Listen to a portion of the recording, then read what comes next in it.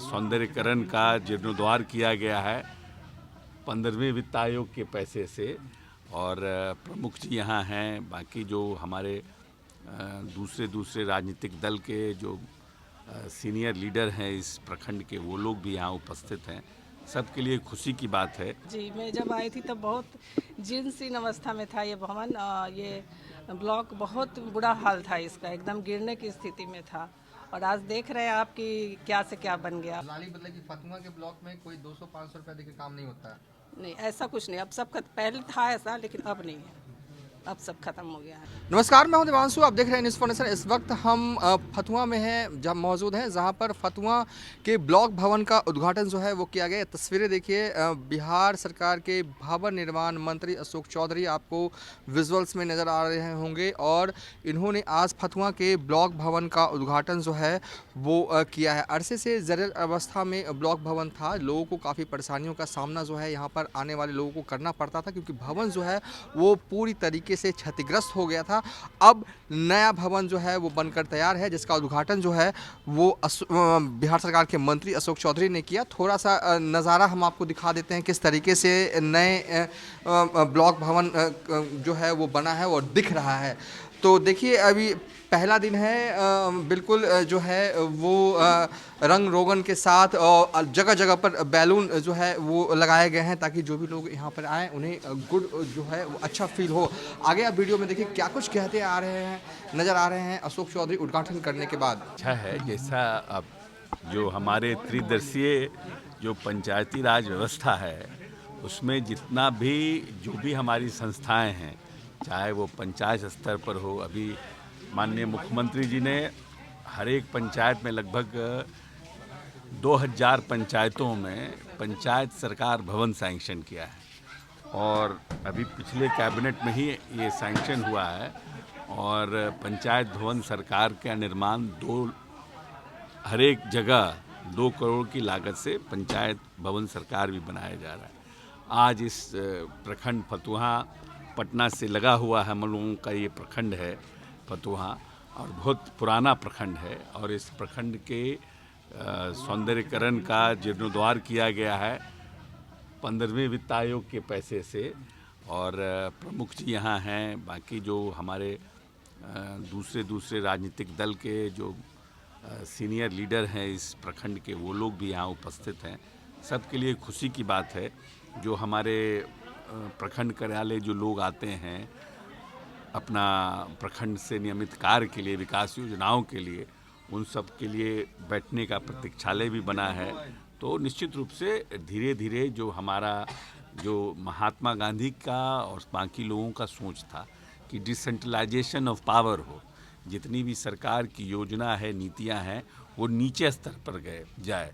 और उसमें जो हमारे जो नीचे स्तर के जो हमारे त्रिदशीय व्यवस्था के जो प्रतिनिधि हैं वो निर्णय करके योजनाओं का निर्माण करें और हम लोग उस पैसे को वहाँ भेजें।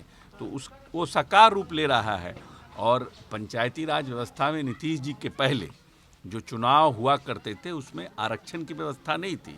जो एक बड़ी आबादी यहाँ पर लंबे समय से 75-70 वर्ष की आज़ादी के बाद भी मुख्य धारा से जुड़ने के लिए लड़ाई लड़ रही थी, उस लड़ाई को माननीय नीतीश कुमार ने ताकत दिया।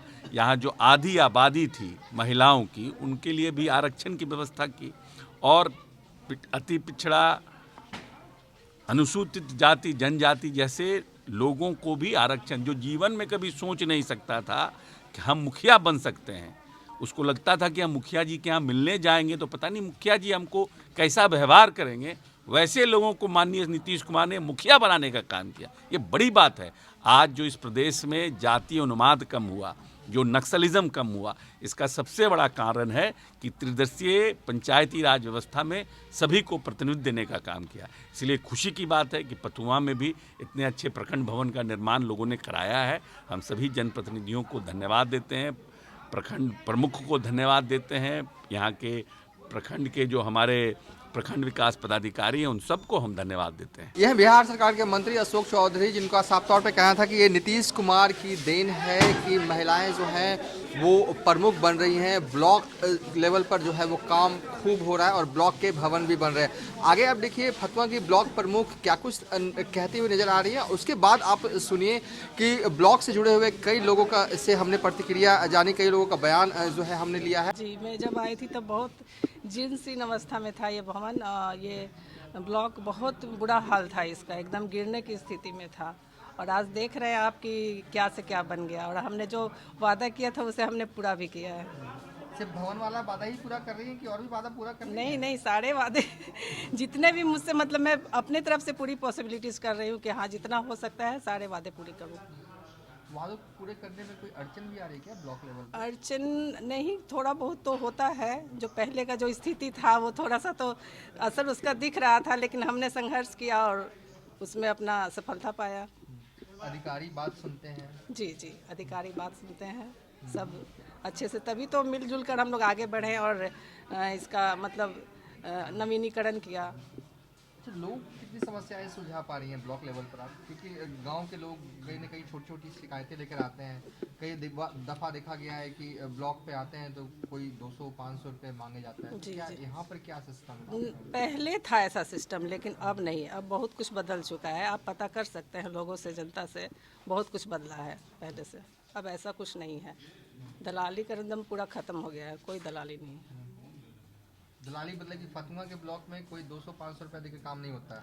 नहीं, ऐसा कुछ नहीं, अब सब पहले था ऐसा, लेकिन अब नहीं है, अब सब खत्म हो गया है। आते हैं आमजन, ग्रामीण लोग आते हैं, पहले पुराना भवन था, काफ़ी जटिल अवस्था में था, अब बिल्कुल नए जमाने का नया हो गया। ये नया भवन बन गया है। इससे प्रखंड कर्मियों को और सभी पदाधिकारी को, आम जनों को कार्य करने में काफ़ी सहूलियत होगी और इससे कार्य निष्पादन उनका बढ़ेगा और बहुत बेहतर सेवा हम लोग दे पाएंगे।